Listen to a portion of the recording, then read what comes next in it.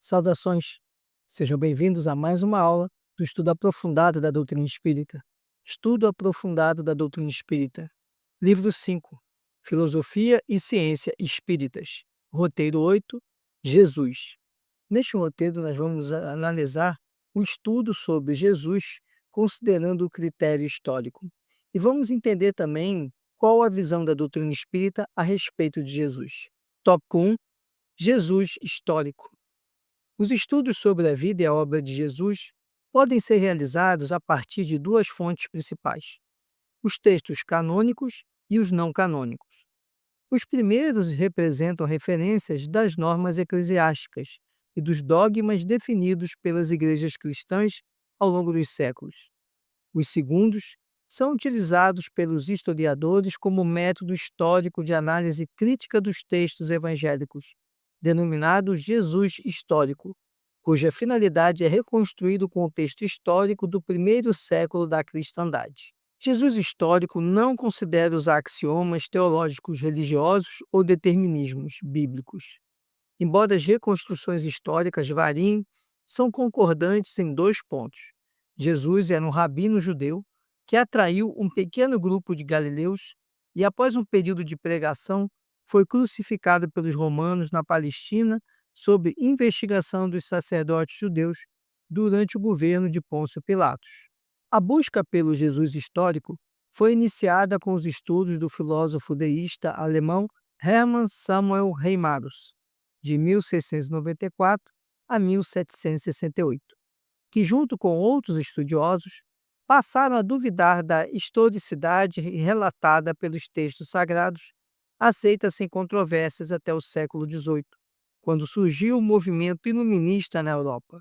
A despeito das opiniões nem sempre lisonjeiras desse e de outros autores sobre Jesus, surgem no século XIX estudos fundamentados em achados históricos e arqueológicos, através dos quais os pesquisadores passam a ter melhor compreensão da vida e da mensagem de Jesus. A concepção a respeito de Jesus Cristo, ela seguiu dois caminhos. Um caminho que são os estudos baseados nos textos canônicos, que são os textos utilizados pelas igrejas cristãs. Esses textos, eles trazem uma concepção de Jesus, mas que, a partir do século XVIII, começou a ser questionada, no sentido se efetivamente traduziriam a verdade sobre a história de Jesus. Então, surgiu o estudo com base nos textos não canônicos. Esses estudos tratam do chamado Jesus histórico, que é aquele que busca referências na história, em documentos, na arqueologia, que demonstrem a existência de Jesus e como podemos demonstrar a passagem dele aqui na Terra. E o que se chegou a partir do século XIX a respeito desse entendimento do Jesus histórico é que, de fato, Jesus foi um judeu, um rabino judeu, que, durante a passagem dele, começou a angariar alguns seguidores. E outro ponto histórico que está bem comprovado também é que, efetivamente, ele foi crucificado quando do governo de Pôncio Pilatos, em razão de perseguição dos judeus, dos rabinos judeus. Após a Primeira Guerra Mundial, os alemães Martin Dibelius e Rudolf Bultmann compararam a mensagem original de Jesus com informações contidas em outros textos, provenientes da época da Igreja primitiva, identificando pontos concordantes e discordantes. Esses estudiosos empregaram dois métodos para chegarem às conclusões finais, publicadas posteriormente. Crítica formal. Os críticos concluíram que os evangelhos, segundo Mateus, Marcos, Lucas e João, não foram escritos originalmente, completos tal como os conhecemos atualmente. Representam coleções de fatos separados, de tradições orais, mitos ou parábolas, propositalmente agrupados para formar uma coletânea artificialmente elaborada, destinada a divulgar práticas da Igreja Antiga. A crítica formal tenta reconstruir os episódios originais, separando o que é fato histórico do que é inclusão artificial. Fato curioso é que, a despeito desse minucioso trabalho científico, há muitos cientistas que consideram Jesus um mito, alguém que nunca existiu. Não se trata, porém, de opinião unânime no meio acadêmico, pois, a despeito de existirem discordâncias quanto a datas de nascimento e morte e da ocorrência dos fatos relatados no Evangelho, não significa em absoluto que o Cristo não tenha existido. De qualquer forma, no que diz respeito aos textos evangélicos, os dados cronológicos mais importantes da vida de Jesus encontram-se nas narrativas da infância, em Mateus capítulo 2, Lucas capítulo 1, versículo 5, 2, 1 a 40, e nas narrativas da paixão, Mateus 26 a 27, Marcos 14 a 15, Lucas 21 a 23 e João 13 a 19. Outros dados relevantes podem ser encontrados nos evangelhos de Lucas e João, Lucas 3, 1, 2 e 23, João 2 a 20. Na busca pelo Jesus histórico, alguns estudiosos fundamentam-se na chamada Fonte Q, de Kelly, nome alemão para a fonte, uma coleção de ditos de Jesus, que é uma tradição oral ou escrita, não se sabe ao certo, amplamente difundida no mundo cristão da primeira metade do século I e que serviu de base para a escritura dos evangelhos sinópticos, assim como para alguns apócrifos. Sendo assim, o documento Q, ou fonte Q, é hipoteticamente considerado como sendo o primeiro texto evangélico escrito e que teria sido utilizado mais tarde por Mateus e Lucas, mas não por Marcos, na redação dos seus escritos, fato que justificaria as coincidências presentes no Evangelho de Lucas e de Mateus, e as diferenças com o de Marcos.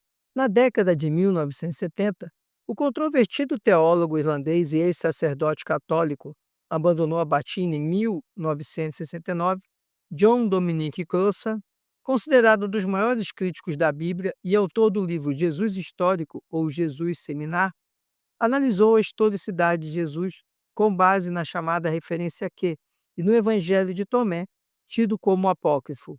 A metodologia utilizada por esse autor estava assentada em dois critérios. Primeiro, exame de fontes arqueológicas, históricas e textuais do primeiro século, aplicando as descobertas à análise sociológica e à antropológica, com a finalidade de melhor compreender Jesus e sua missão.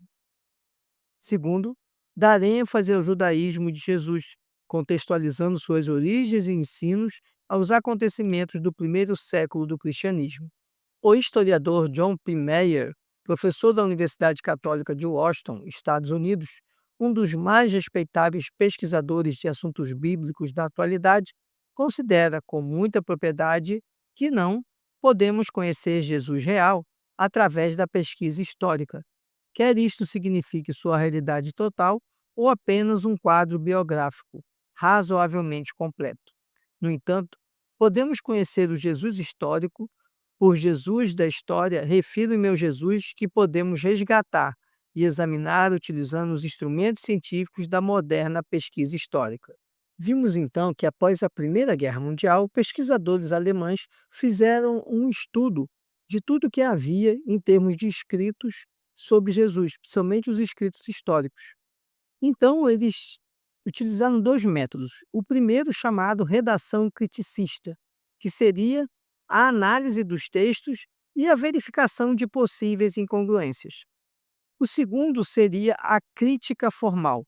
Pela crítica formal, esse método fez com que a análise dos textos, eles, a partir do momento que foram confrontados, puderam assinalar questões que não eram compatíveis. E, a partir daí, tentar encontrar naquilo que era comum uma linha do tempo que permitisse a compreensão e identificação do chamado Jesus histórico. Com o avanço desses estudos na Alemanha, chegou-se à chamada fonte Q, ou fonte Kelly, que quer dizer exatamente fonte, origem, em que o estudo científico baseou-se em escritos do primeiro século depois de Cristo, ou seja, o primeiro século de existência do cristianismo. Na análise desses estudos, foram adotados, melhor dizendo, alguns critérios. O primeiro critério é o uso de fontes Essas fontes seriam arqueológicas, históricas e textuais, e através dessas fontes identificar o Jesus, aquele Jesus com rastros deixados na história. Outro método utilizado foi a questão de compreender Jesus como oriundo do judaísmo. Ou seja, Jesus era judeu e, por isso, ele trazia informações, ensinamentos ligados ao judaísmo. E essa também seria uma fonte histórica importante para avaliar e compreender o Jesus histórico. Tópico 2: Jesus à luz da doutrina espírita. Os romances históricos de Emmanuel trazem informações notáveis sobre Jesus e sobre os 3 primeiros séculos do cristianismo. Importa considerar, como afirma o confrade Haroldo Dutra Dias, nesses romances alguns dados de pesquisa histórica puramente humana são confirmados, todavia, muitas retificações são feitas. Exige-se do leitor exame cuidadoso, sob pena de serem divulgadas informações incorretas, apenas porque determinado pesquisador encarnado as defenda em suas obras. A propósito, Emmanuel esclarece em relação aos textos do Novo Testamento. Muitas escolas literárias se formaram nos últimos séculos dentro da crítica histórica para o estudo e elucidação desses documentos. A palavra apócrifo generalizou-se como espantalho em todo o mundo. Histórias numerosas foram escritas, hipóteses incontáveis foram aventadas, mas os sábios materialistas, no estudo das ideias religiosas, não puderam sentir que a intuição está acima da razão e, ainda uma vez, falharam em sua maioria na exposição dos princípios e na apresentação das grandes figuras do cristianismo. A grandeza da doutrina não reside na circunstância de o evangelho ser de Marcos ou de Mateus, de Lucas ou de João. Está na beleza imortal que se irradia de suas lições divinas, atravessando as idades e atraindo os corações. Não há vantagem nas longas discussões quanto à autenticidade de uma carta de Inácio, de Antioquia ou de Paulo de Tarso, quando o raciocínio absoluto não possui elementos para a prova concludente e necessária. Todavia, a autoridade literária não poderá apresentar a equação matemática do assunto. É que portas adentro do coração, só a essência deve prevalecer para as almas. E em se tratando das conquistas sublimadas da fé, a intuição tem de marchar à frente da razão, preludiando generosos e definitivos conhecimentos. Nunca é demais lembrar a informação que os espíritos da codificação transmitiram a respeito de Jesus, relatada em O Livro dos Espíritos. Questão 625. Qual o tipo mais perfeito que Deus já ofereceu ao homem para lhe servir de guia e modelo? Resposta: Jesus. Comentário de Allan Kardec. Para o homem, Jesus representa o tipo da perfeição moral a que a humanidade pode aspirar na Terra. Deus nos oferece como o mais perfeito modelo, e a doutrina que ensinou é a mais pura expressão de sua lei. Porque, sendo Jesus o ser mais puro que já apareceu na Terra, o Espírito Divino o animava.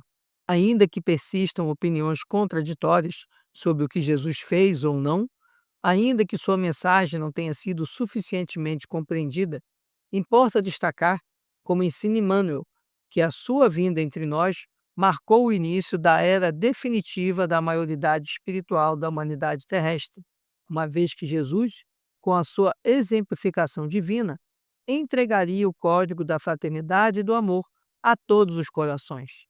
Meimei.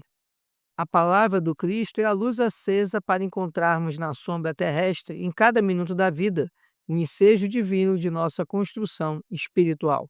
Quando caminhamos, então, na compreensão desse Jesus, à luz da doutrina espírita, o primeiro elemento, a primeira fonte muito boa para compreender do Jesus, até aproximando-se desse Jesus histórico, são as obras de Emmanuel, onde ele relata, nos 4 livros que ele fala sobre as reencarnações que Emmanuel teve na Terra, ele acaba relatando a origem do cristianismo, e com isso nos permite ter uma aproximação histórica a respeito do Cristo.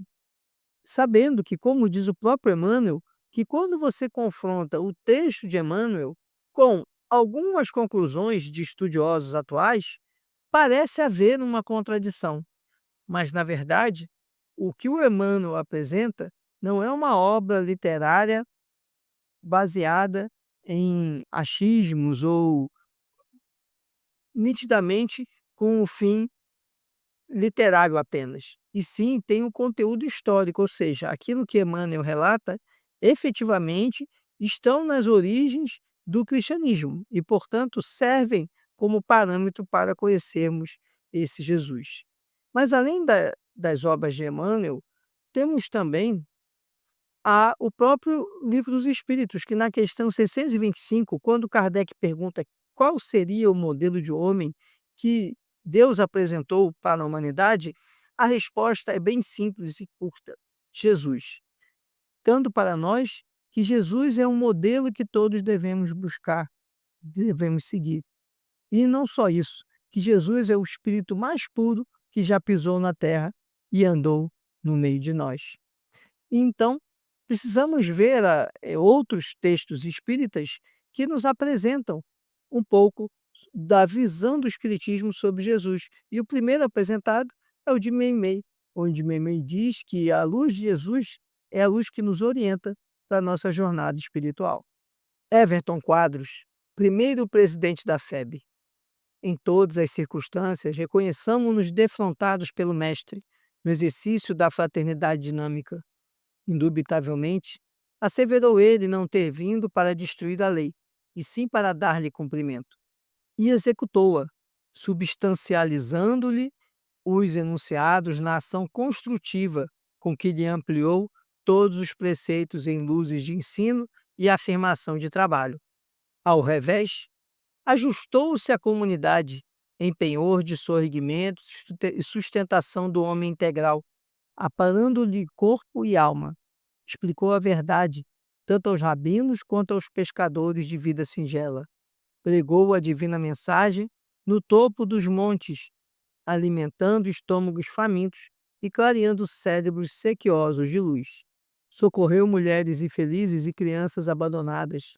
Leu nas sinagogas, curou cegos, restaurou doentes, ergueu paralíticos, recuperou obsidiados, doutrinando espíritos perturbados e sofredores, encorajou os tristes e banqueteou-se com pessoas apontadas ao escárnio social.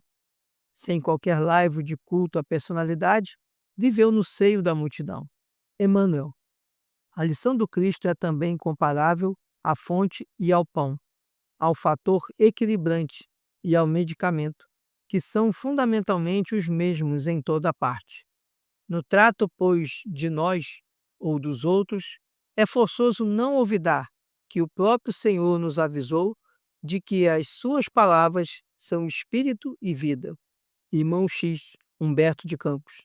Mestre redivivo, que ainda agora enches de terrível assombro quantos estimariam que não tivesses vivido entre os homens. Fixa teu complacente olhar sobre nós e aparta-nos da treva de todos os que se acomodam com a saliva da injúria. E revigora-nos a consolação e a esperança, porque sabemos, Senhor, que como outrora, ante os discípulos assustados, estarás com os teus aprendizes fiéis, em todo instante da angústia, exclamando imperturbável: Tende bom ânimo, eu estou aqui.